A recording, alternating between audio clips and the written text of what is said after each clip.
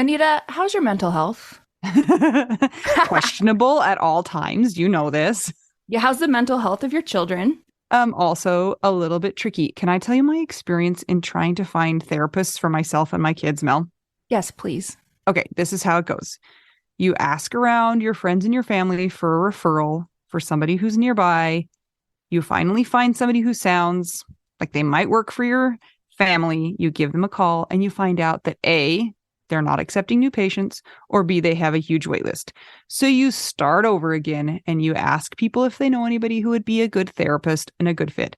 Finally, you find one, you go and you meet with them and you figure out that you don't actually like them that much. But it's been so much work to find somebody who you can go to in your area that you're kind of stuck with them. Well, do you have any ideas for how to get around this? I do, because guess what? I've actually had some therapists that I have found on my own, which involves what you're saying. Sometimes I remember one time I was like 3 hours in the bathtub on my phone looking through websites. I was such a prune at the end. But I have also had the experience with working with BetterHelp. And it was like, I don't want to say too good to be true, but because it is true, but it's like amazing because I was matched with my therapist within 24 hours. And you didn't have to go through all of that other ridiculous process of trying to find somebody. And here's the cool thing too, is if that person didn't work out for you, you can just switch and say, and it's not like you're committing to another years long search for somebody who you're going to jive with. It's true. And I lucked out, or maybe just BetterHelp is really good at matching people together because I never had to change my therapist. I loved her. Perfect fit for me. And I know that some of our friends have used BetterHelp and they've had to change therapists, and boom, same day, you can change. Easy peasy. You can ghost your therapist. Get a new one. I love this idea. BetterHelp is one of our sponsors. If you use our promo code trybetterhelp.com/WWDN, you get 10% off your first month. And we totally recommend it. Yes. Get some therapy. That's trybetterhelp.com/WWDN. Anita, you're back and you're alive. I am alive and I'm well and I'm in the comfort of my own home. Successful trip number 2? Yes, it was successful. And it was better than trip number 1 in many, many ways. Good. Do you feel rejuvenated? No. No. Trips don't do that. Yeah. For moms, that's not what they're for. Yeah. They're not rejuvenating. I have a lot of laundry to do, but my almost 8-year-old, I went to go find all of his stuff and put it away on the day we were supposed to leave. And I go and I find his suitcase. Hadn't worn any of the clothes in there. He'd been wearing the same everything. He'd worn like 2 shirts, 2 pairs of pants. Every day. What about... Made it really easy to clean up. Oh, no. He did not change his underwear. Ah! Oh, no. Okay. Those little boys can be stanky. They are. But you know what? I had pretty early on given up on caring about many, many things. Like our condo was a disaster. I was not militant about making them put things away. I was like, yeah, we'll just figure it out. And that worked for this time around because we had enough space to do that. So. Are you going to get invited back? Is there going to be a repercussion? That's the question. No, because the people who own the place don't know that he didn't change his underwear. I mean, it was just like... Oh, I thought you meant they like destroyed the... No. I mean, the they condo. just like... No. They were just like, when they took their jacket off, they just chucked it on the floor. And I was not like, pick up your jacket. I was just like, step over the jacket. Perfect. No. The condo was fine. It was just... They just took everything out of their bags and threw it everywhere. And I didn't make them not do that. Oh, so. Well, I do that anyway at my house, so. I know. If you're in like a small hotel room, it gets to be overwhelming because there's just too much stuff and it's like annoying. But we had a big enough area that it wasn't bad and it didn't bother me so much. But had we had other people with us, then I would have felt the need to pester them to clean up. So that was one of the benefits of being just us, is I didn't feel like I needed to manage other people's comfort. Yay! Good. Yeah. You made it. Yes. Welcome back. Mel, guess where we went? It was magical. I found out where you went because you showed me a shirt and you didn't get me a shirt. You should tell everyone about it right now. I'm still upset. I am in the doghouse because we went to the Tillamook factory where they make cheese, and I loved it. Y'all, please tell Anita she's rude. I'm super rude. But when we got there, I thought we had plenty of time. And then I asked my phone how long it was going to take to get back to the airport. And it said significantly longer than when I had made my plans. So then we were in this mad rush to get out of there. And I didn't even get to eat a grilled cheese sandwich. I'm super bothered about that. I'm not. I don't feel bad for you at all. Because you're angry at me. Yep. I also didn't have time to think through buying Mel a t-shirt. So I'm in trouble. Fine. You'll just have to go back and get me another one. I will. And this time, don't pack extra underwear for your 8-year-old because he won't use it. And we can stash the cheese in that, and I don't know about putting cheese in an underwear suitcase part. This is kind of taking the pocket cheese route, and I think we should divert. Abort! Yes. How was your time whilst I was away and not buying you a t-shirt and being in trouble? It was good. I think I was busy. Every time we get to this point in the week, I cannot remember. I'm like, I don't know what happened. And I had a ton this week. Actually, this week I said yes to playing a couple of performances. I've been really selective about that lately. Not necessarily because of a COVID situation, just because I like to live in my cave and never leave. So I did say yes to this thing, and it was very festive. It was for a network convention of the Assemblies of God pastors. Okay. It was great. There was like Pentecostal vibes happening, and so it was energetic and fun. Cool. So that was fun. That was a new experience for me. I've not played for one of those before. And me neither.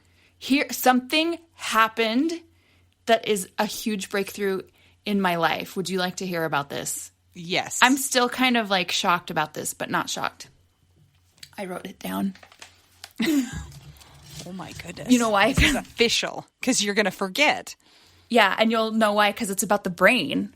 Okay. So I've been reading, as everybody who has listened to the past few episodes knows, I've been reading The Body Keeps a Score. I love it so much. It's helping me to understand my brain and also our fellow widows' brains and anybody that's been through trauma, which is, come on, like most people.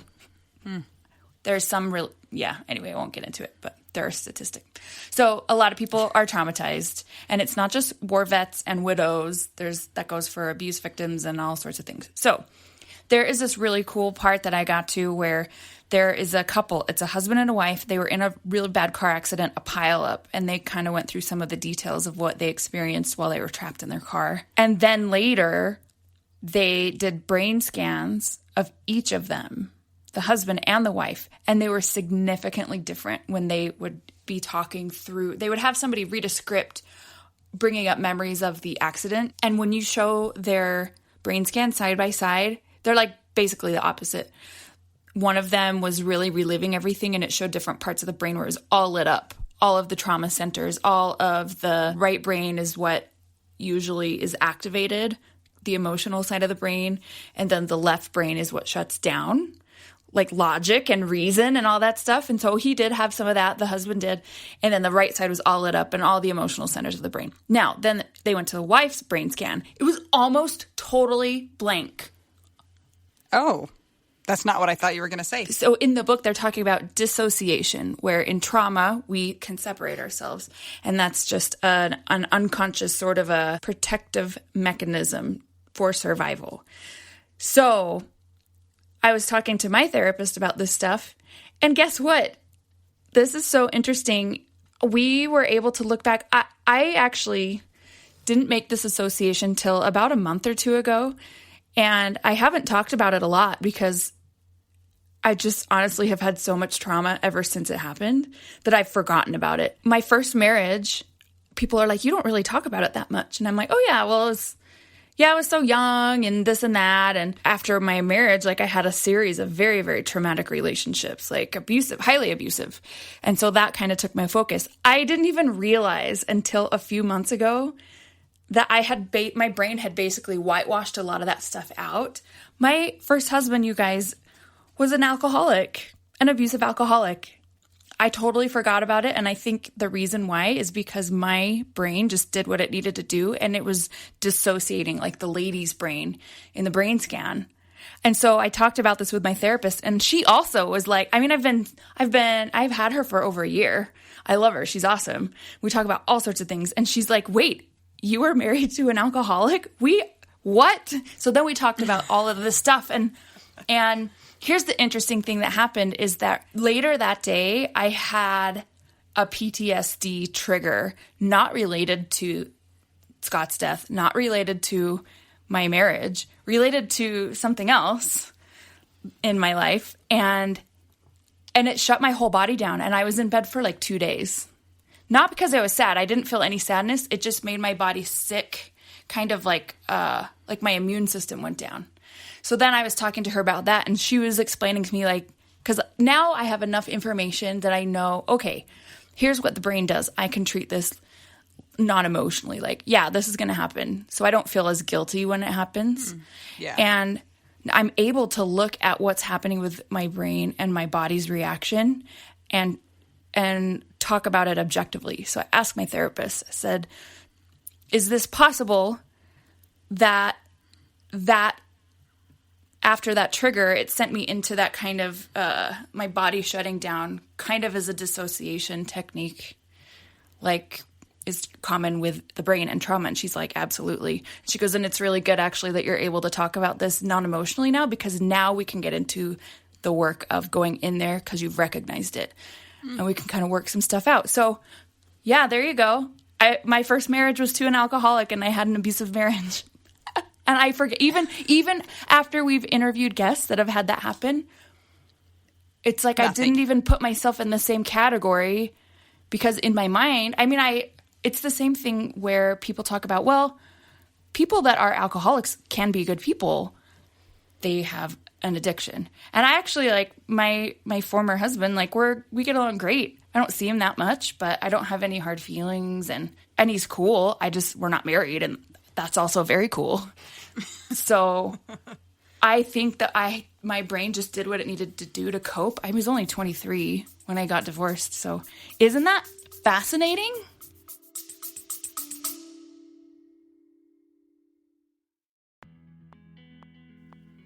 Sometimes we assume that unless we had a huge life insurance payout, we don't really need to know anything about investments or even finances. But guess what? A little knowledge of finances is critical for all of us. Maybe your partner was in charge of that stuff, and now you find yourself making all the decisions. Maybe you're mad about that. Maybe I am. Nicole from the He's Gone But the Money's Not podcast is here to help. She tackles financial literacy by telling the stories of women and widows and finance experts, and shares the lessons they've learned as certified financial planners. Whether you know a lot and feel confident in your financial decisions or feel unsure about all of that stuff, there is more to learn. Listen and subscribe to the He's Gone But the Money's Not podcast on all podcast platforms. This ad was paid for by Rockhouse Financial, an SEC-registered investment advisor.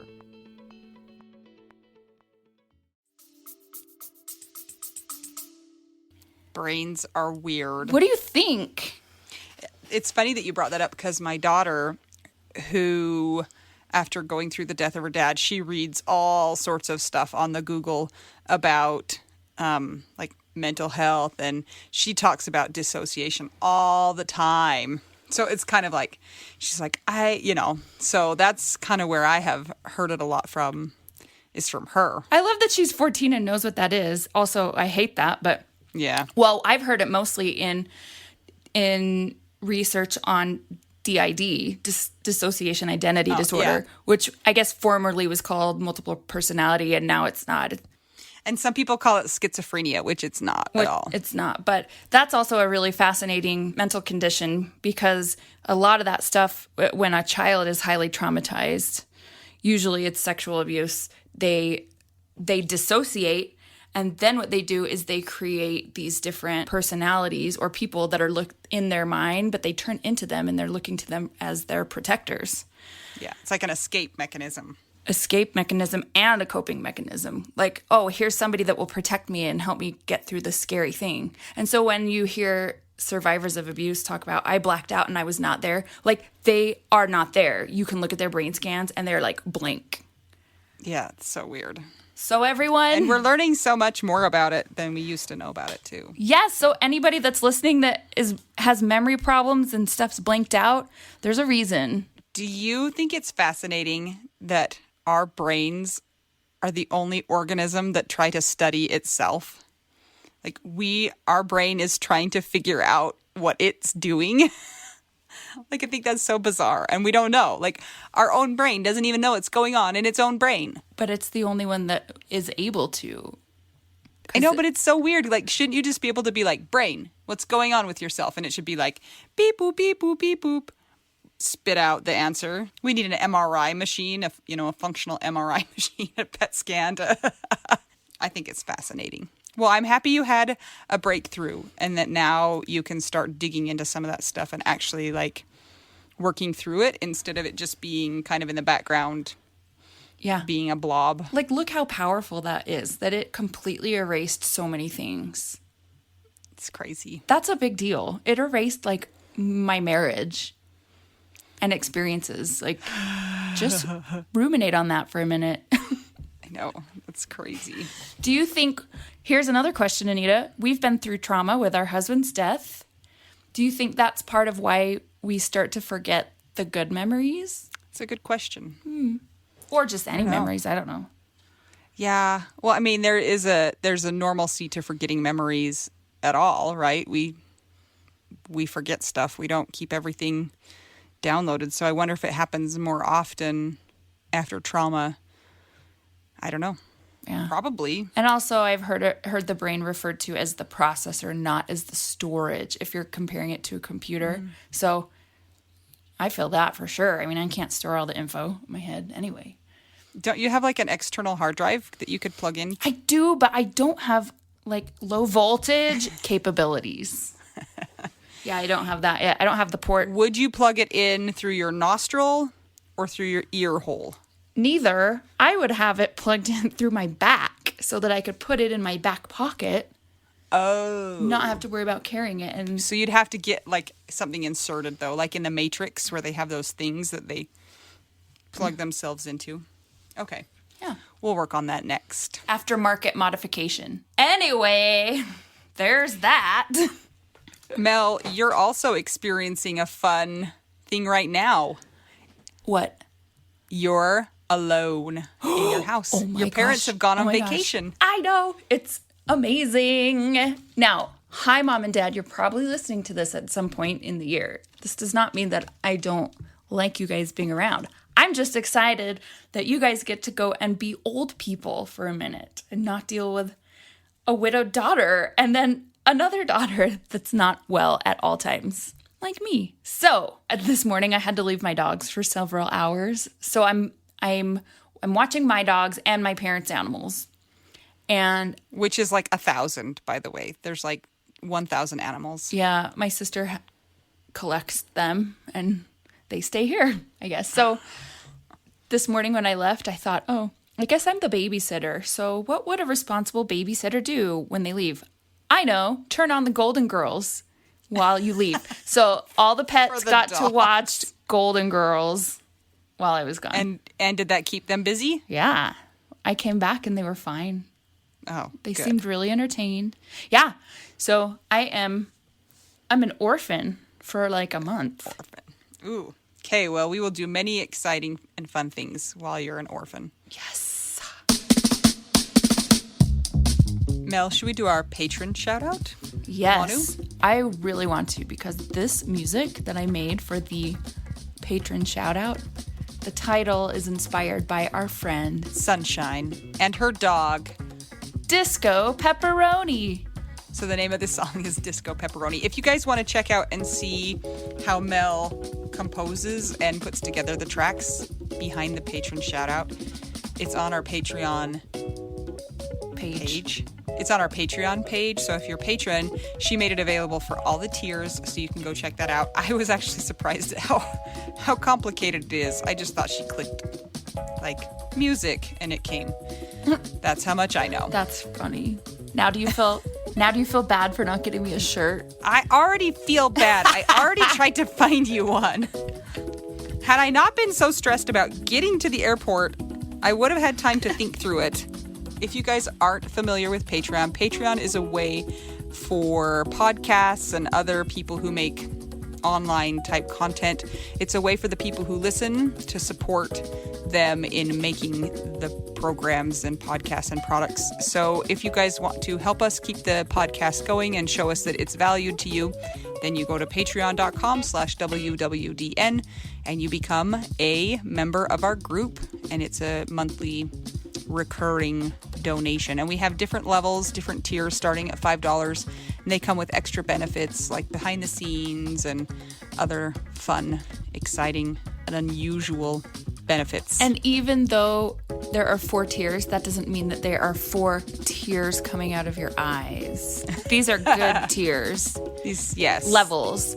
So there's a lot of fun stuff on there, and we appreciate everybody that has been supporting us so far.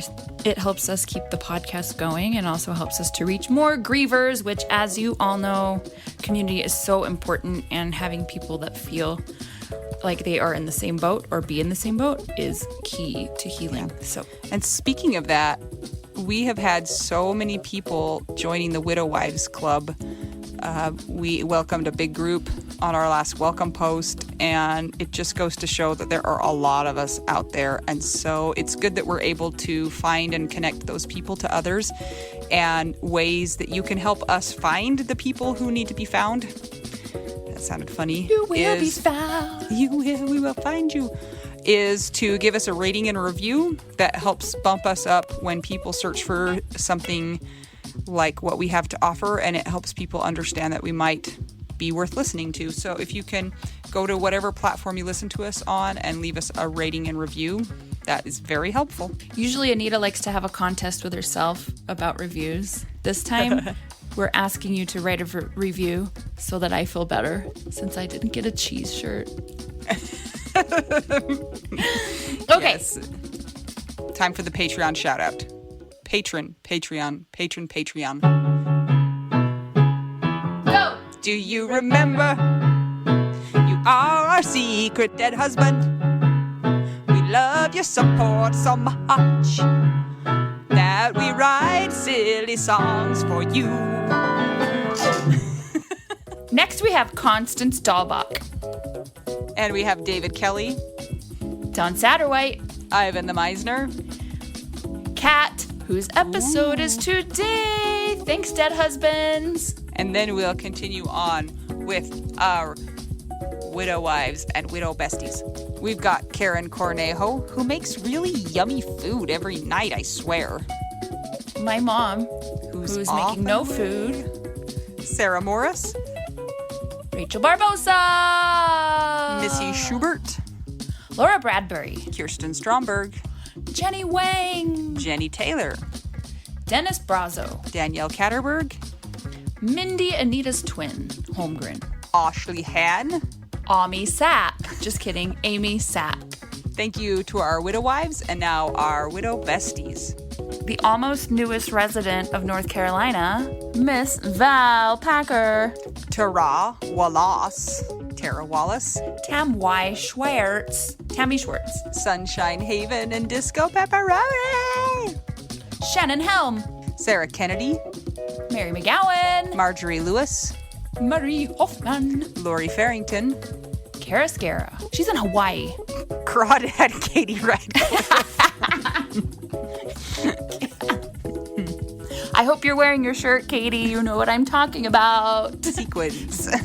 The fancy lady Joy Kirsch, Jenny Barrow, Hane, Jamie Aliota, Jossie, Ileana Bell, Gabe Lozano, Aaron Posick, Emily Toledo, Hologram Wendy, and Emily Thornton. But what about Diana Becker? Christine Anderson, Christina Scambato, my East Coast twin. And Anna Tracy. Thank you, everybody. Remember to check out the Widow Wives Club. You can find a link to the Widow Wives Club on our Instagram profile under the link tree if you're having a hard time finding it, or you can just search on Facebook Widow Wives Club. Make sure you answer all the membership questions. Thank you to Julianne for helping us go through and sort out yay old scammers. We also have a website, widowwedonow.com. It's a work in progress. But things are there, so go there if you have questions, and email us at widowwedonow@gmail.com. We love to hear from you. This episode is brought to you by the Misner Family Foundation in memory of Elizabeth Misner. I'm Anita. I'm Mel. It's Freaky Friday, and we're two widows figuring out Widow We Do Now. Do you remember?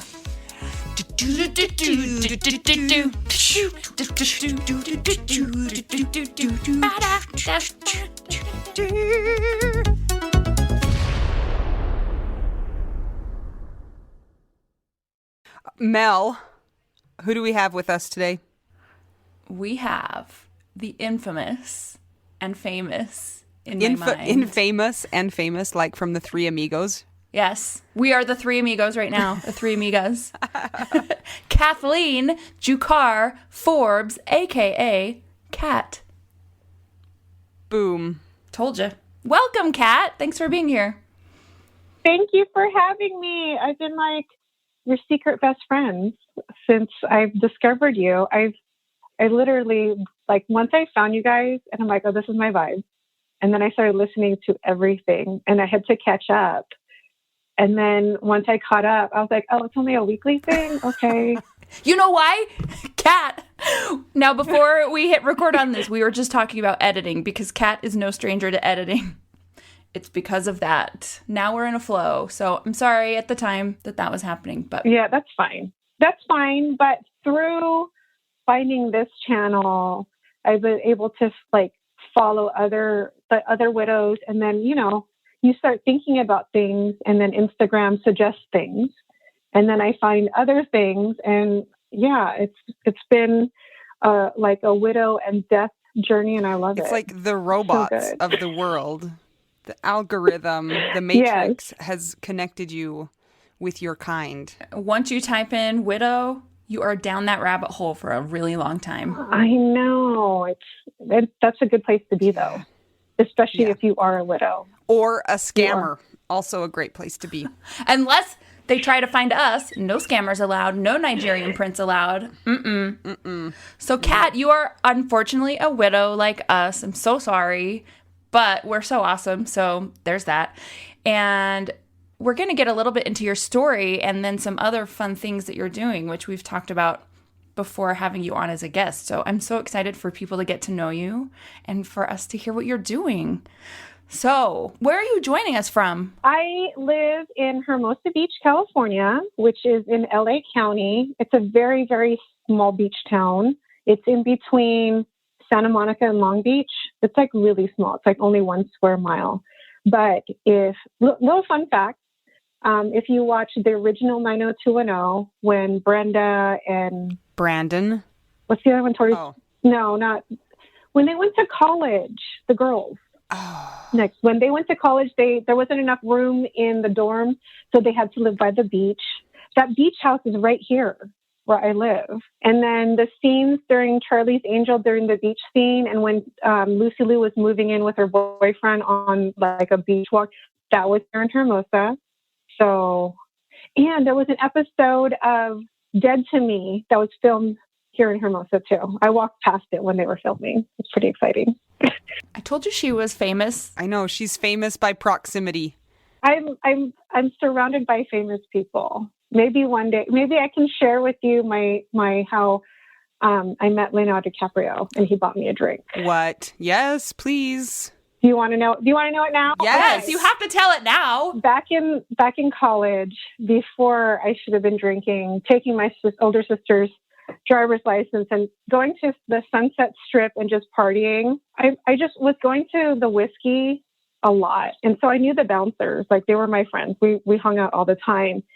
And then one day they're like, oh, hey, there's a new bar above the Roxy called On the Rocks. Do you want to check it out? I was like, sure. So Gio, the bouncer, walked me up the stairs, and it was packed. I mean, I passed the line. I felt very VIP. It was awesome. And so I think I was 20 at the time. And it's crowded. He's like, have fun. I'll see you later. I'm like, okay. So I'm by myself. I'm made my way to the bar and like had my $20, like trying to act normal. Right. And it was just crazy busy. I saw Dean Cain. He was in Superman at that time. Right. He had two women on his lap, both laughing. He was making out with both of them. It was crazy. Right. Anyways, I'm waiting. It's busy. And I look to the door and I see this entourage of guys come in. And I was like, oh, okay. And then all of a sudden I'm like waiting for the bartender to look at me. And then I feel this push. And I look and it was Leo. And he's like, I'm sorry. The guys were a bit rowdy. I'm like, okay, no problem. I was like, oh, shit. And then the bartender goes up to Leo and says, what do you have, man? And he's like, I believe the lady was first. So I go, I'll have my Midori sour, which is a terrible drink now. And Leo orders his beer, and the bartender brings it back for the beer and my stupid drink. And then the bartender says, like motions to me and says like $5 or whatever it was, and then tells Leo, whatever. And I like go to hand my $20, and Leo's like, no, I got this, right? So I take my drink and I said, thank you. And I walked away because I was scared. What am I going to say? Like, can we make out? I mean, I probably wouldn't have said anything at all. I would have just been like, and then walked away. So good job for saying thank you. Fun fact, I was in an elevator with Dean Cain in Lowe's, Nashville. Did you make out with him? No, but my reaction was like to yours with Leo, like, okay. Isn't it so funny? Like celebrity stuff. It's like we love like watching their work and all this stuff, and then you meet them and you're like, what do I say? Like, hi, you're so awesome. Okay. Here's my fun fact. Dean Cain. Never have I seen him in person. That's all. Oh, just on TV though. Just on TV. I have seen him on TV. Kat, tell us the quick and dirty of how you became a widow. Well, let's see. I was actually taking a red eye back from Hawaii for work. And when I landed around 5:30 in the morning or 5:20 in the morning, like really early in the morning. And I knew like coming home, my husband would leave pretty early, like 5:30, 5:45 at the latest. And, when I got home, I saw his work truck still there, and I had texted him, and it's not unusual for him to like not text me right away because it's early and he's trying to get out the door. And when I came home, the lights were all off and I saw his work truck and I was like, oh, he's waited for me, but then when I opened the door and everything was dark, I knew something was wrong. So without getting into too much detail and to give my husband a little bit of privacy, the paramedics had to come and they could not revive him. And that was December 12th, 2008. And that's the day that changed my life. So it's been like 12 years. Is that right? 2018. That was weird. No. Okay. December 12th, 2018. What did I say? 2008. No, I was like, whoa. I think widow brain is real. Widow brain is real, but my dad died in 2008, so I might have,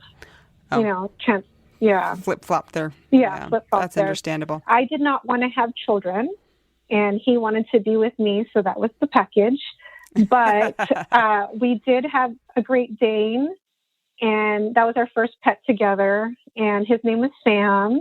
And then we got Kiki, and then we got Ripley, which are two cats. Once Brad died, Sam he was already an older dog, like he was already 7, and his health really deteriorated after that. And I really did everything I could, and I eventually had to put him down in July of 2019 because he was just not doing well. So he's with his daddy, and it's sad. And I really would love to get another Dane, but I don't know if I can one, I don't know if I can handle a puppy. And two, I think my cats are still grieving. So I don't want to disrupt the chaos that it is, or the flow it is here. So to keep them in mind, I'm, trying to keep them happy. So I feel like that happens all the time. Everybody tells us a story about how their husband died and then their dog died or then their cat died. I feel like it always happens that way. Seriously. After Brad died, Sam would go outside and just go bark at the corner of the yard. And I would just go like, what is he doing? And I think he was just mad. And then when I brought my husband home, in the urn, Sam came up and sniffed the urn and then kind of relaxed a little bit. Like he knew. So I think he just wanted to know where he was. And I guess I didn't explain it to him. I didn't know I had to, but he wasn't good. And but we all had to get on the drugs. All of us were on antidepressants. All of us got anti-anxiety. That's so hard. It's real. The pet grief is real, and the pet's grieving their people. It's real. That happened to me too. 6 months after my husband died, my 14-year-old pug died. And then the animals around her were grieving too. It was so interesting to watch them, like you were just talking about, going up to the corner and just barking or following something. Yeah. I want to see what they're seeing. Yes. And my girlfriend had come over, one of my best friends had come over, and while I was on bereavement leave, and she took Sam for a walk, and she had said that, she didn't tell me at the time, but there were butterflies kind of following them. And that's been a sign, when I see butterflies, especially monarchs, that had been a sign from my husband. And I even got a medium to say, she's like, when you see butterflies, it's him, which is crazy because it took me a while after he died. I kept thinking I had severe PTSD, and I had this anxiety that people were going to die all the time. I'm like, if I texted someone and they didn't text me back, I'm like, are you dead? What's going on? I had real big fears. And then the first trip I went back to Hawaii, for work, I was like, oh my God, if I leave, if I go on this trip and someone dies, it's going to take me 5 hours to come back if I can get a flight right away. And that's what were serious thoughts I had. And then I thought, but if I die out there, would anyone know? It was that was not a fantasy, but I was like, well, if I die, it's going to leave some in paradise. But weird thing is, someone did die during that time. One of my clients, he passed away from a very rare cancer. And I know his wife, both he and his wife were one of my clients that I would call on. And I knew he had been sick. I didn't know the severity of it. I didn't realize that he was dying. I knew he had some issues. So he had died when I was in Hawaii. And I remember my girlfriend, she's like, I wanted to tell you. She's like, hey, I want to tell you something. I'm like, what's up? And she's like, where are you? I'm like, I'm in Hawaii. And she didn't want to freak me out. So she waited till I came back home. And I was like, that's so weird because I had a sense of release, thinking, because there was a sense of calm, at a certain point. And I don't know if I attribute it to making this big accomplishment, traveling alone, going back to a place where it brought me a lot of anxiety. Because when I came back home, that's when I thought, am I going to come back home and someone's going to die again? It makes me mad that Hawaii has to be connected with trauma for you. Hawaii is supposed to be not traumatic. It's supposed to be the very opposite. It's a very magical place. So when I was going, because the airport closest to me is LAX. So when I was going there, I was really anxious. I was like, I have Xanax, just in case. And I took half of it. I told half myself, of the bottle or half of the pill? Half of the pill. I told myself I can take half of it as soon as I get through TSA because I didn't want to act weird, right? Yeah. So I remember being at LAX and I was outside. I was waiting to go take an elevator because the escalator was broken. And I remember waiting. I was outside on the sidewalk and this butterfly comes and like floats around me. And I was just like, it's a concrete jungle. What's going on? You know, like, why is there a butterfly here? And it just hung out for a while, and I just was looking at it. And then when the doors opened, I started to move, and I walked away, and it kind of lingered and then left. And I was like, I wonder if that was my husband telling me that it's going to be okay. And I just felt that sense of calm, and I didn't need to take the Xanax at that time. And then I remember just being really busy at work in Hawaii. And I had an evening free before I had to leave. And I took a hike at Diamond Head, and I was at the top, and it had been like spotty raining all day like it does in Hawaii. And at the top, I took a really beautiful picture of a full rainbow from beginning to end.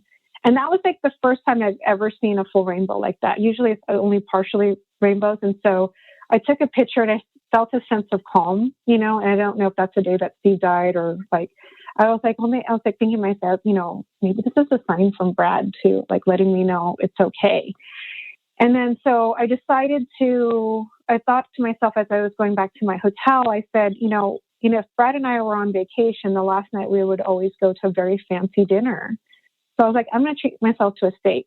So I went, there's a steakhouse in the hotel that I was staying at on the top floor. So I got cleaned up, dressed up, and I went to the hotel, to that restaurant, and I sat at the bar. And there were like two gentlemen. At first I thought, because like most of the locals don't go fancy, they just eat, you know, at home or plate lunches.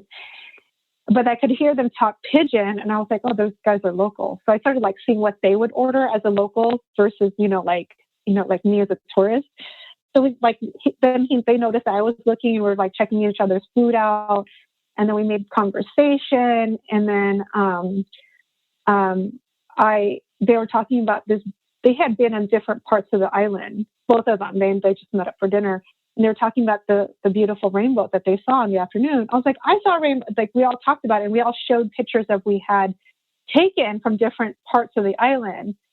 And I just got really weepy, and I couldn't hold it back. And I started crying, though, what's wrong? I was like, oh, I'm sorry. Like, the last time I was here, I went home, and my husband, like, I gave them the whole story. And they're like, it's okay. And they're like, well, maybe this is a sign from your husband saying, you know, it's going to be okay. And maybe we're all supposed to meet and to comfort you and to let you know it's going to be okay. And I'm like, that's really nice. So it was a great night. Kat. Yes. I totally want to know about your YouTube channel, because you have started, I don't know if searching is the right word, or compiling widows in the media. Does that even make sense, what I just said? Okay. Explain. Do a better job. Okay.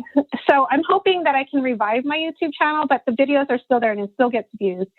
So prior to my husband's death, I did a YouTube channel, and it's called Rented Fashion, because I like to rent clothes and talk about it, but then it's very minimal what you can talk about. So I also talked about makeup. You know, I'm, doing carefree, go lucky makeup and clothes bullshit. And then my husband dies. And so I just kind of took a break. And then people were asking me, like, the people who subscribed to me asked me what's going on. So then I decided to make a video. I think it was like my husband died. So I did a video in March, I think. I kind of said what was going on. And then I was like, I guess people want to know about my journey because it had a lot of views. So I made, I think, 2 or 3 more videos. And then I was like, I don't know if a widowhood journey belongs on this channel. So then I started a second channel called Young Widow Lifestyle. And I put a few videos on there. And I also created a second account on Instagram. And, like, you just kind of search the hashtags and you start finding different people. But then, like, I also went to Camp Widow, which was great. I went to the one in San Diego, and that was such a good experience because when I went to group bereavement, because that's the thing you do, or at least I tried. I went to group bereavement. All the widows were 20 years older than me. And they're like, let's go for lunch. I'm like, well, I work. I have, and I'm like, let's meet for dinner at 7. They're like, oh, we're already in bed. I'm like, oh, God. Okay. I could relate to a lot of stuff that they were saying, but like, we didn't have much in common. They have grandkids. I, don't even have kids. Although if I could have grandkids like later, I think that would be fun, but I don't want to have kids. So you want to skip this kid stage and go straight to grandparents. I don't think it works that way. Although you might be able to swing that as a widow. Yeah, maybe. I don't know. We'll see. I feel like that's one of those, like, you can become your own grandpa type of a thing. Like, it's possible that way. Okay. We'll have to see how that works out. So, okay, keep going. Sorry. So I went to Camp Widow with the intention of meeting women my age, right? And so I met a couple of women, and we are really good friends. Her name is Anna, and then I met Camille, who looks like she could be my cousin because she's also Filipino, but she's in the Bay Area. So we were a good support unit. But then, like, from there, we kind of started collecting widow friends and making a community. So, I tried to create events that people can come, and then we were trying to do it like monthly, and now pandemic. Yeah. And then, like, even when things opened up, like I said, hey, like, I want to try to do something in my backyard. I want to limit to 6, let me know. And everyone was like, said no. And I get it. Like, I'm not going to pressure anyone. Like, everyone has the reason. Like, I had to isolate myself for a bit because my mom, she was going to have surgery, and I wanted to make sure I could go see her. So I had to be careful what I was doing. So, like, like, no one wanted to see each other. And plus, everyone kind of, like, if everyone lived down the street, I think it'd be easier. So I've been trying to do some virtual things, but, it's hard. It's also hard to just be like, hey, let's come hang out sometimes. It's so different. What kinds of things were you doing when you would hang out before? So the first time Camille came down from Northern California, and then Anna came down from Camarillo, we just hung out all weekend. And so we went bikini shopping because, like, lived by the beach, and ate, and, just girl talk and stuff like that. When I did a bigger group, I hosted a brunch. So I made some food, like I made a quiche kind of thing, and had cheese and meat and grapes and champagne. We all just gathered around and hung out. And then it seemed like, okay, then we had a dinner. We also had another dinner with some cocktails, and that was fun. It was really fun. I mean, I don't want to out one of the girls, but it was pretty funny. So it's always like, if you know someone, bring them in, right? And I just remember there was a new widow who came to the dinner, and, like, freshly new, like a month in. And she, like, we will all get emotional, but she kept saying, I'm too young, I'm too pretty. And I'm like, girl, we know. I'm too young and too pretty. Oh my gosh. And I'm like, we're like, same. But now, like, we can say that to her, and she just laughs, and we're just like, yeah, same. Like, yeah. But she's like, but I remember seeing her and thinking, like, I remember before I saw her, I was like, oh, like, I'm not getting ahead. I'm not, making any progress. I'm still stuck. And then I saw her. I'm like, I was like that. Because I remember, I didn't say exactly like that, but I felt that. But I was just like, I don't want to be a 43-year-old widow. I'm too young. But I would have said, I wish I would have said, I'm too young. I'm too young. I'm too pretty. That's my favorite quote now from forever. I'm too young. I'm too pretty. And so we had a dinner. Oh, that theme, it was around Halloween, and I did Dia de los Muertos, and I decorated my whole house with the marigold flowers. And, like, I told everyone to bring pictures, and then we just kind of made it at the altar. Then we went drinking and ate, and it was fun. And then I remember we were after we ate, we went to the bar, and, like, I remember telling my friends, like, hey, you want to make the cute bartender, like, really uncomfortable? And they're like, sure. And I said, hey, I'm like, do you want to guess, like, how we all know each other? Oh, no. And then he's like, college, nope. You know, I'm like, let him go. I'm like, wrong. I don't think you'll ever guess. And he said, and I'm like, we all have dead husbands. And he was like, oh, the Dead Husband Club. I know. I love playing that card. We do that. Mel and I do that all the time when we're. I know, places. It's so shocking, and it's I'm like, so guess fun. how we know each other? I'm like, we're widow wives, and they're like, what does that mean? And we're like, we don't know. We don't know. I remember I was out with, what did you guys call it, with the people who are non-widowed? What, like grief civilians? Grief civilians. So I was hanging out with a grief civilian, and like she struck up a conversation with these guys, and she really, I don't know why she really wanted a drink from them, you know, and I was just like, I'll buy you a drink. I don't want to talk to them. And she's like, no, it's just, they seem nice. I'm like, they're not even cute, whatever. So we start talking, and the usual, you know, small talk question, what do you do? And I just said nothing. My husband's dead, so I just live off insurance. And they were like, oh. And then she looks at me and like, let me buy you a drink. Come on.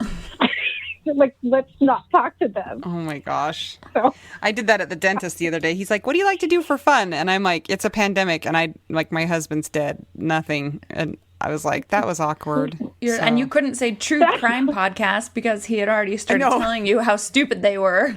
I know. You know, my sister told me, she's like, oh, you like podcasts? This is the one I'm listening to. And it's like true crime. And I'm like, or like murder. I'm like, I don't like death when it's like that. I like death when I can, you know, talk to the survivors. You know, like I like talking to the widows, like the bereaved. I like the bereaved people. I don't want to know about the murder. Do you ever think about that? Actually, I do sometimes. Like when you're doing like a true crime podcast, like I think of, because they only focus on the person that died and how they died. Do you ever think about like the fallout from that? Like I think, oh, like think about their poor mom or their poor siblings, or like it's the same thing when I watch superhero movies.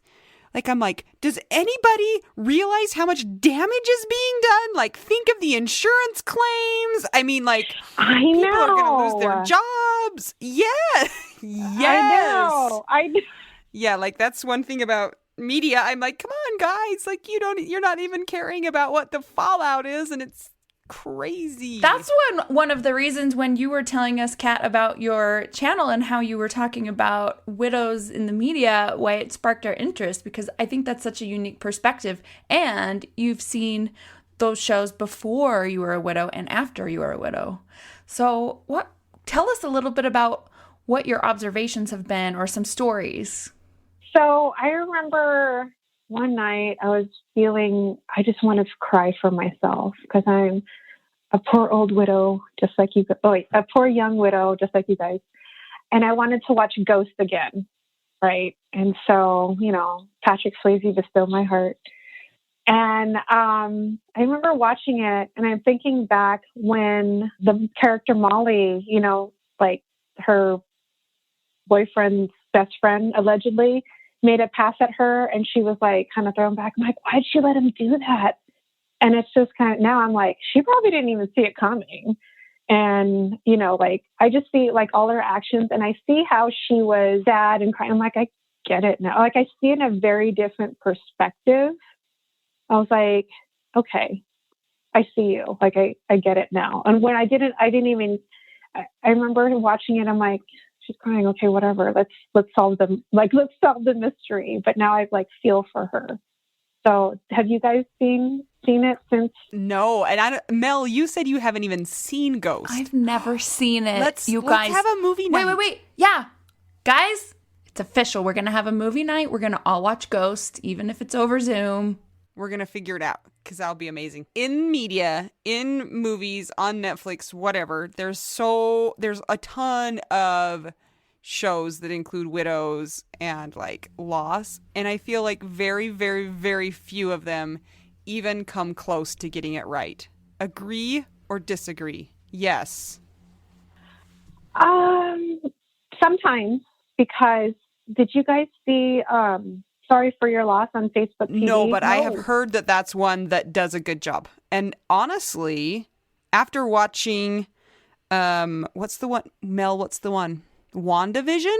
I'm like, Elizabeth Olsen is apparently the only person who can portray grief. The end. Oh, She has the crown. Also, the writers that wrote that. No, whatever. I also think in her portrayal of Lee in Sorry for Your Loss, like maybe it was just the space that I was in, because it was very early on. It was like, I think a month in, and she's just like pissed off. And I'm like, girl, I get it. Yeah. And just a lot of her actions. And then I just remember I'm still following them, but now I don't read the comments because there was some controversy that she had done, and there were some widows judging her. And I was like, why are we judging her? Like, one, it's like, if this is someone's journey, like, let it be their journey. They're not hurting you. Like, so why are we shunning anybody for choosing to do things to make them feel better, or to like figure out their grief or work on their grief? So I don't want to give any spoilers. You can just go, if you're on Facebook, just watch it. You can watch it. It's really good. Real widows were judging her, or widows in the show were judging her? Real widows commenting on the Instagram picture. And they said, okay. As the widow, this is very disrespectful. And I was like, That's interesting, because it's like a fictional character that you're critiquing, right? I know. It's like, I'm like, widows, judge the writers and the director. You guys need to talk to them first. Well, like, and maybe it's the circle of widows that I run around, and I just keep it real. Like, if someone asks me a question about something specific, you know, like, I'm like, this is what I'm going through. This is what I did. And, you know, if anyone judges me for that, you know, that's to say, it's like none of my business, like how they feel. Like, not really none of my business, but it's really more about them than it is about me. Like, okay, well, when you become widowed. And now I'm super intrigued. We're going to have to watch that one, because I've heard from other people besides you that one does a good job. But the thing that bothers me about most portrayals is it's all about the next relationship. You know, that's like the what fixes the quote unquote problem. And so it always seems to be about just getting them to that next relationship. And then that's like how it's okay. Well, I don't like the unicorn. Did you guys see that one?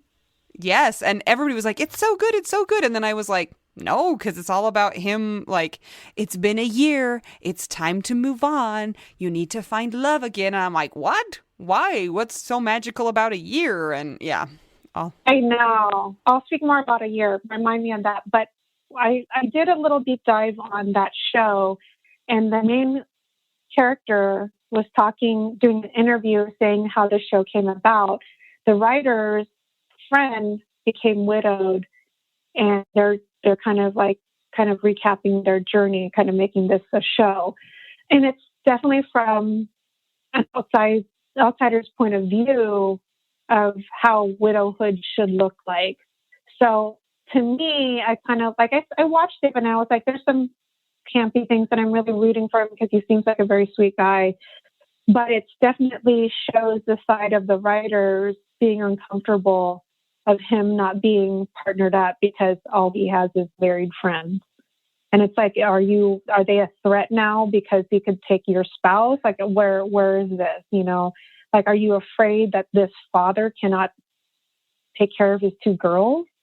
Like, where, like, it's to me, it just shows the writers being uncomfortable with their friend being widowed instead of supporting, like, being a supportive friend and like letting him do what he needs to do and just let it be coming organically. Cause there's a lot, his friends give him a lot of pressure to meet someone. He was like, everyone gave me these casseroles. We're eating this tonight. And he was happy.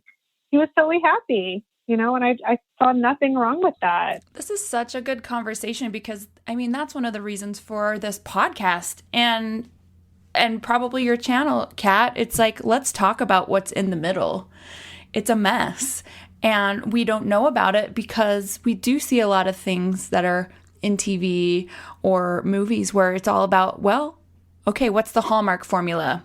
Okay, somebody dies, or like the Disney formula. Look at all like Disney cartoons. Like, there's always a widowed parent or something, or Belle doesn't have a mom. And then, there's always something that has to do with a relationship being the fix for this. And so I love these conversations. It's like, I mean, I guess if they're not going to write it into the story, we'll talk about it on podcast. And I don't know, maybe, I don't know how much that helps, but yeah, I like that you mentioned that the writers are probably uncomfortable with their friends' grief, because how many of our friends are uncomfortable with us being in grief? Like, imagine what it's like for us, like, let alone them, Yeah.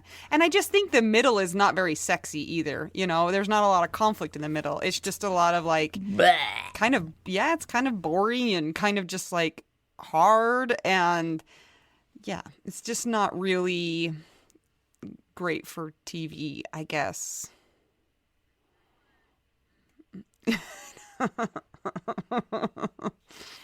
I know. Well, I know some widows' journeys that in the middle is a little bit chaotic and crazy, and sometimes even X-rated. I don't even know if TV would want that. So, because they don't want us widows to be seen as sexual or seductive, or like we're supposed to look like bereaved and sad, and then a year from there, I'm good, I can get back out there. So speaking about a year, I remember like I had been gone for like a month or whatever, and I told my assistant, like, let people know like why I'm gone, and the word spread fast. So when I came back to work and started seeing my clients, like, of course they were concerned, but it was weird. There was one day, it was about a year, like it was like maybe a year to the date, or a month and 1 year. And I remember being in one meeting, and one of my clients, he's like, yeah, it's been a year. So you ready to date yet? Right? You're dating, right? And I'm like, okay. And then I know. And then the next meeting, the guy was like, yeah, it's been a year. I know you're not ready to date yet. And I'm like, it's really weird, like people's perspective of what I should be doing. I'm like, and and for me, it's kind of like, not really appropriate. And I'm like, are you kind of putting the feelers? Like, are you like, I didn't know how to take it. But I remember my friend Angela, whose husband died from the rare disease, she had told me that her boss had said, yeah, in about a year, you should be back to normal. There's no such thing as that, because you don't have a normal anymore. It's so weird. I don't know where this year thing even came from. Because, yeah, some people are ready to date in a year. Some people are ready to date before that. But there is, like, no magic fairy that comes to you at 1 year and sprinkles dust on you. And, like, oh, okay, I'm ready. It's so weird, because that's actually why I did my hair, started doing my hair cool colors. I was like, I have 1 year for everybody to think that I'm going to do things that are out of character, and I'm going to take advantage of it. And then it's stuck because it's awesome, right? But it is, I don't know where that year thing came from. It is so interesting. And I think another thing that, kind of going back to what we were talking about just previously, judging widows or like expecting them to behave a certain way. So we as widows have lost our intimate partner, and some people become nuns, like quote nuns after that. And some people go completely the other way.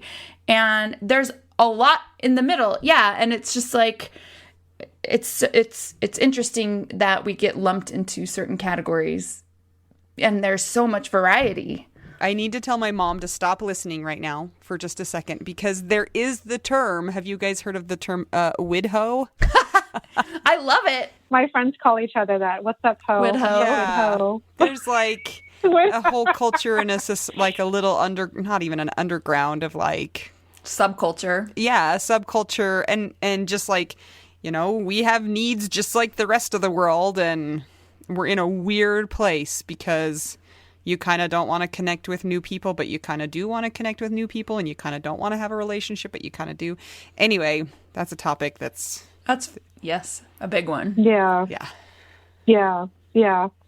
Did you guys see Dead to Me? I started watching it, and everybody told me that it was like accurate, and I was like, nope, I wasn't seeing it there either.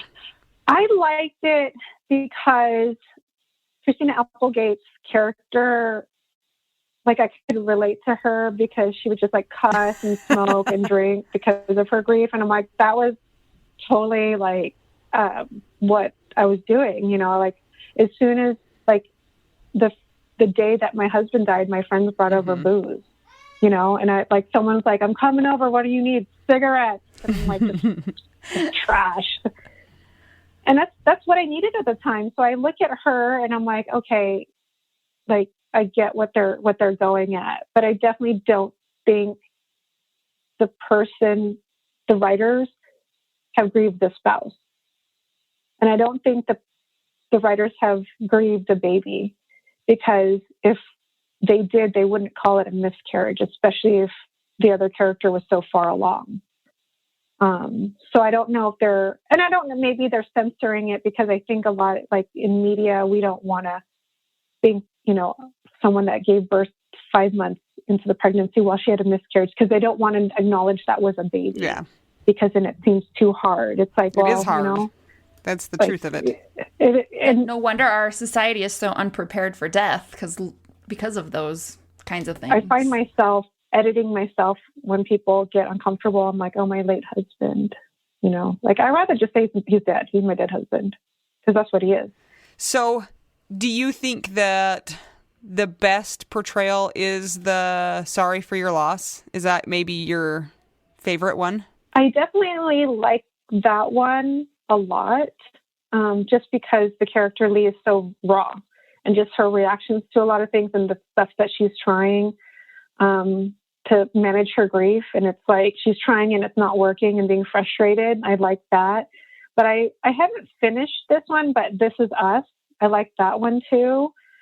And but because it also explores different sides of grief, like the kids' grief to their father. And spoiler alert, if anyone's not watching This Is Us, I haven't finished it. So I'm at the part where they're kind of just talking to the Mandy Moore's character about their dead brother that died at childbirth. And it's kind of like they're at this part where she's becoming a grandmother and she's crying because she can't share it with her husband, you know, because they do a lot of flashbacks. So I was just going like, I remember seeing that scene and I'm like, yeah, there's times where I get emotional when something very exciting happens and I can't share it with Brad, and that's hard.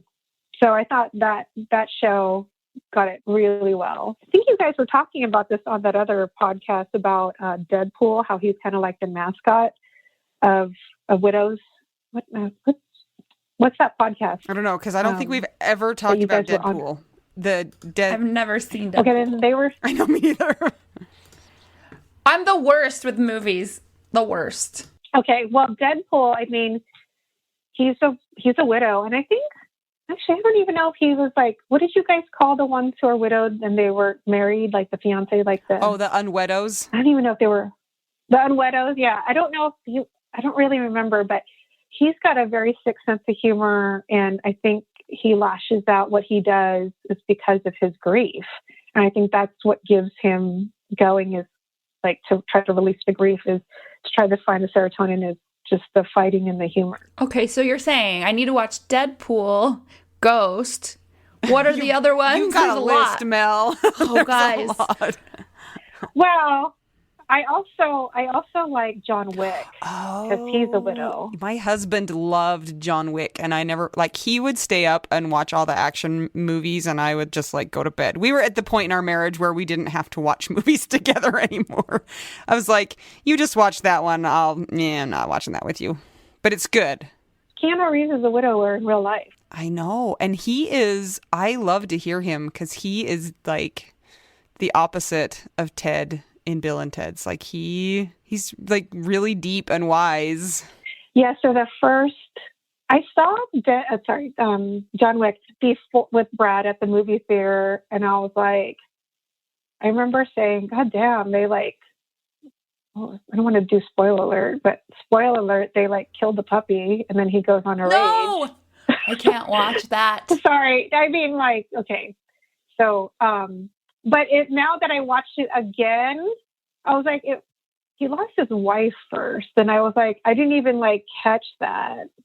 the beginning. I was like so focused on the pup, like the little things. I mean, like the wife thing was maybe only like 5 minutes in the beginning, and then she died. And then the puppy was a little bit more. But I remember prior to Brad dying, saying, "Oh, he lost control because of the puppy." I'm sure he lost some control because of the puppy, but his wife died too, and he was grieving his wife. See, we just talked about that, how the spouse dies and then the dog dies every time. It's a 100%. pattern. You guys, do you know who Patton Oswalt is?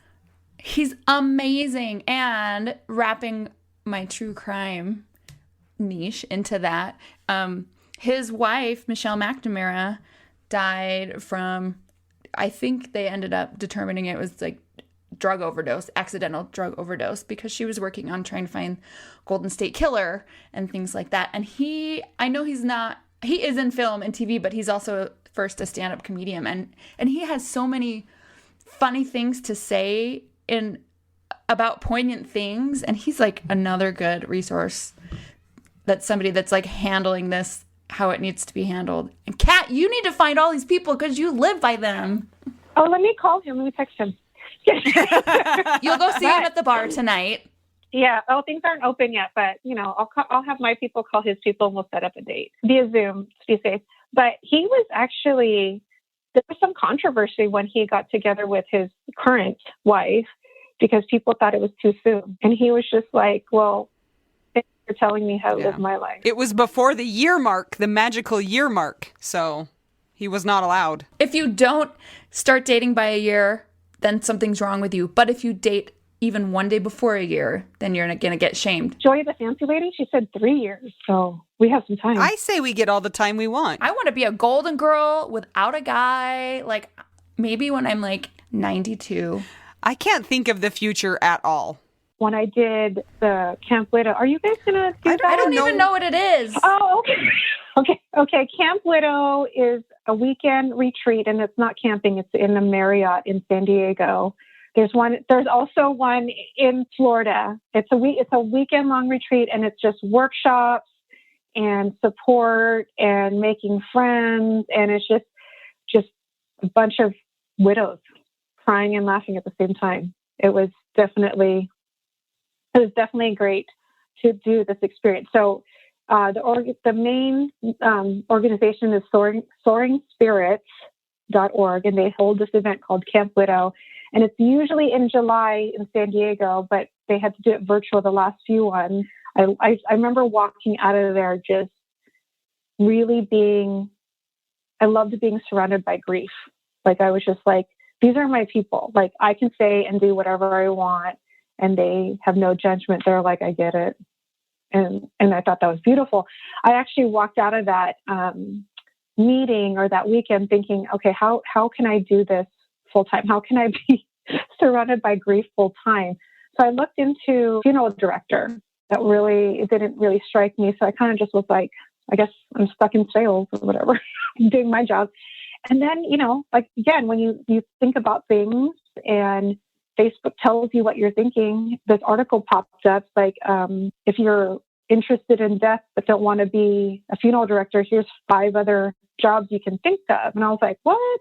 So I clicked on it, and one of the jobs was death doula. I'm like, what's that? So I Googled it.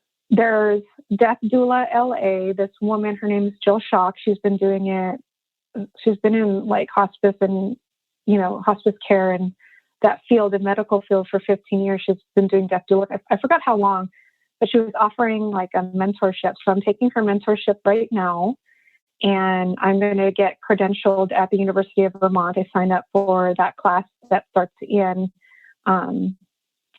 May. And then I'm going to launch my own business so I can help the dying and the bereaved. And I mean, if people don't know what a doula is, it's a Greek word meaning like of service to women. And most people would know doula by like a birth doula or like a midwife, someone that helps with the pregnancy and post-pregnancy and stuff like that. So if you take that concept with the dying, it's like, okay, how do you want to die? If they know they're dying, it's like, how would you like this to be? Do you want to die at home when hospice comes? When you're at hospice, how comfortable do you want to be? like, do you want to have a living funeral? Do you want to have a goodbye party? Some people want to have it be presented at home. Like, they're like, I would like to wear this outfit, and I would like to have this kind of lighting in this, and I would like people to visit me before they take me to the funeral home. And like, there's things like, instead of like a burial or traditional cremation, there's now water cremation, where they do it with water. So it's more gentler to the environment, which I was like, okay, that's cool. But then I also heard, like, if you want a free cremation, you can just donate your body to science, and then you'll get the body. It's free cremation. I was like, okay, that's cool. So cost cutting, because sometimes that's important to people. I mean, especially if I can have that conversation with them prior to them dying, if that's important to them. The thing I think is really cool about the idea of a death doula is, just like with a birth doula, they know a lot of things that you didn't even know that you should ask or that you might want to consider. They have a lot of options that maybe you're not even aware of. And so I think that's probably true about a doula for death also, is that they can be like, and here are other things you might think of. Also, Anita, we just did a little YouTube thing on this about burial, funeral and stuff. And I said, well, what if you just like dressed up in your outfit and you had your like body sitting up there? Yes. And Kat just said that. See, I am not totally out of line. That's a thing. There are limitations that dead bodies can and cannot do, though. Yeah, I mean, we can do that, and we can write that out. But you have to understand that if you ever watch Ask a Mortician, like, when you die, your body goes into, I forget what it is, but rigor mortis.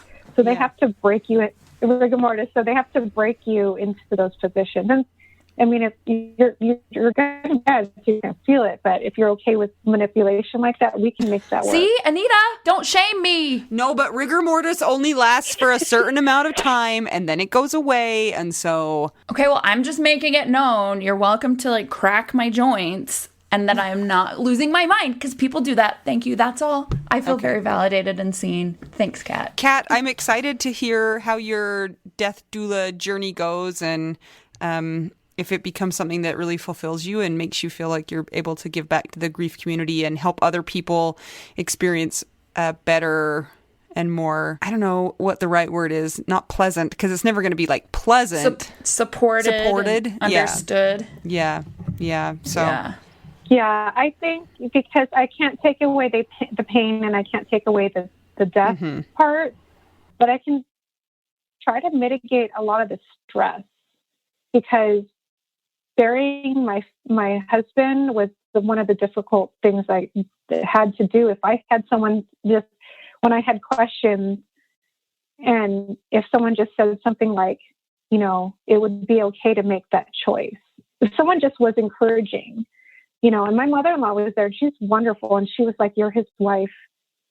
What do you think? It was like, I don't know what to think, but if someone said, they said it would be okay to make that choice, I would be like, okay. We could talk to you forever and ever. You have such a lot of things to talk about, but we can't talk forever. So we'll have to have you back, Kat. Yeah, I want to hear more about the death doula thing when you're like actually in practice. But thank you for joining us today and talking about your story and about grief in the media and your new journey of the death doula.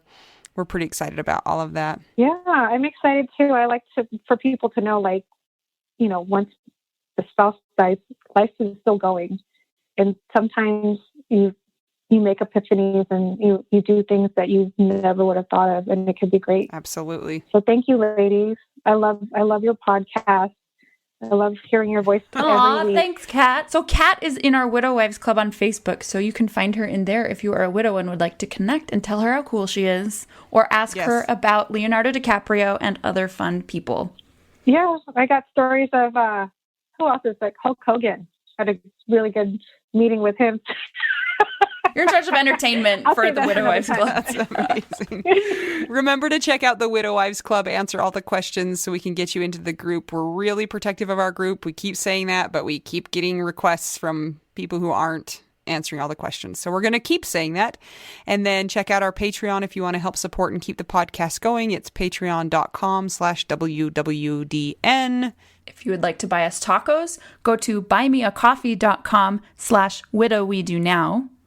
And until we talk to you again, I'm Anita. I'm Mel. And I'm Kat. And we're just two young widows and somebody who's too young and too pretty to be a widow. And we're trying to figure out Widow we do now. This is my favorite thing to discuss with you. Tell me, what is it? One of my favorite things. I do enjoy tacos and cheese and dogs. This is about how you cannot pay hundreds and hundreds of dollars for a phone plan, especially when you're a widow, your person is dead, you might have kids, you might need another option, and you just want your phone to work, you want unlimited texting and service, and you want it to be like $25 a month. It blows my mind that they have plans that start at $15 a month. That is so cheap. And the cool thing is it uses other 5G networks, and so you don't have to pay extra for that, and you still get great service. Yep, Anita and I have traveled all over, and I have used my phone. So I highly recommend it, and my mom's even on it. When my dad died, we put his phone down to the cheapest plan, which is $15 a month. And I think my mom's on the $20 a month plan, and it's so worth it. It's so much cheaper than what we were all paying before. So I highly recommend it if you're on a budget or not. Who cares? Ryan Reynolds is in charge of the company, and they send you free stickers with Ryan Reynolds temporary tattoos. It's kind of the best. So if somebody wants to sign up, what can they do, Anita? Go to trymintmobile.com/WWDN. Seriously, you guys, such a great idea. Save yourself some money. And if you're worried about losing data or having any changes with your phone, not going to happen. They walk you through it. Everything's fine. It's the easiest process of all time. Again, that's trymintmobile.com/WWDN.